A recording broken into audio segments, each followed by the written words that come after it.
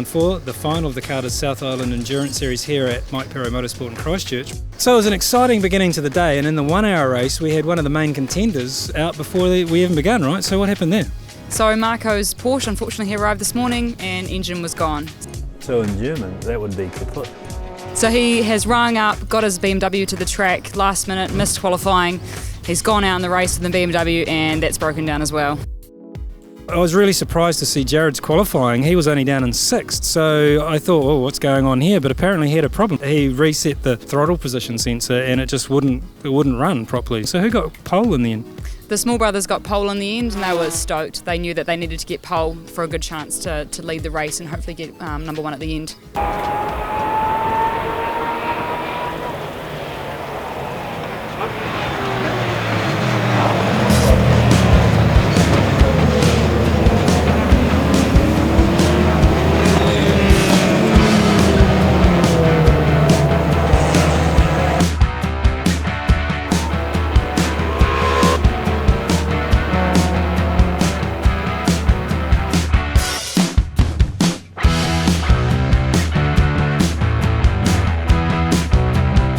So in the race, normally we see a couple of safety cars. What happened this time?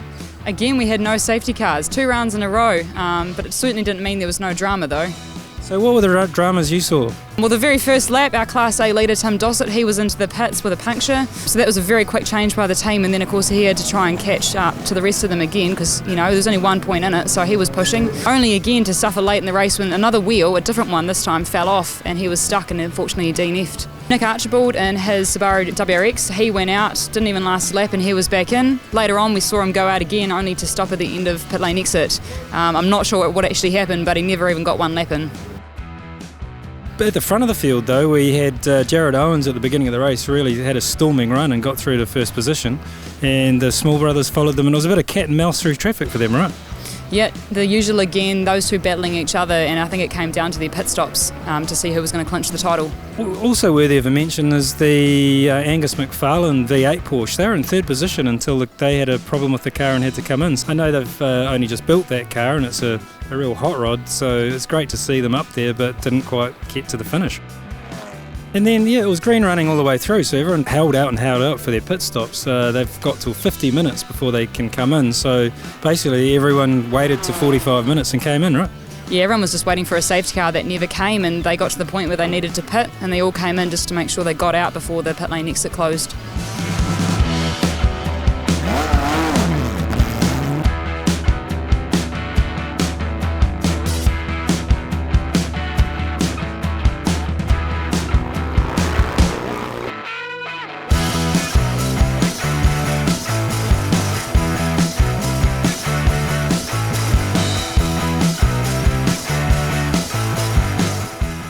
Yeah, mate, we're stoked. It's, I think, just a reflection of the effort that we've put in this year. We've really worked hard in the off-season and given ourselves the best chance of this result, and I think it's just showed today. So a massive thanks to James Marshall Motorsport, Peter Sprague, Mum and Dad. Without all those people, we simply wouldn't be here doing it.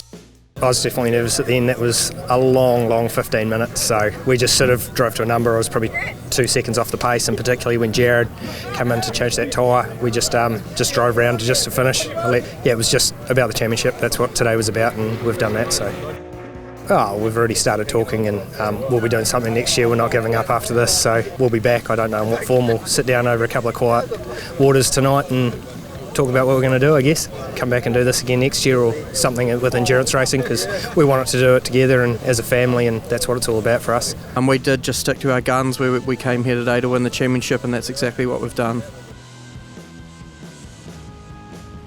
I'm quite happy, to be honest. We've had a day of problems. We've had a few mistakes in the series as well, so I'm happy with second. These boys didn't make us mistake the whole time, I reckon, so they sort of deserve the win. I just made a few too many. It was quite a struggle actually, because we missed quali. We didn't get a chance to set our tyre pressures, so they went through the roof. I was really battling with it towards the end there, so it was good. Once we got the pit stop, we let some air out and I could actually had a bit nicer car underneath me, and it was really good. We did a nice fast pit stop and it felt good, but then we got a flat tyre. So come in and changed the tyre, and the boys did a fantastic job of that, so we managed to keep second. we might shoot up and do that New Zealand Champs now actually. We're sort of geared up for it. Car's still good, so we might go up, we might see them in 2 weeks. Yeah, I think pretty happy with that. Alan, you happy with that run? Yeah. Like, we're on the podium, so... We're on the podium. Yes, that's okay for us. Third in the race, and that's third for the championship. We haven't had the best season, as you probably know from our first round, a few drama. But lot counts. Great series, beautiful days motor racing. And congratulations to the winners. All Porsche front row. We've got our Michelin caps, these are the most expensive caps in the world. They're about $25,000 per cap, based on our reckoning.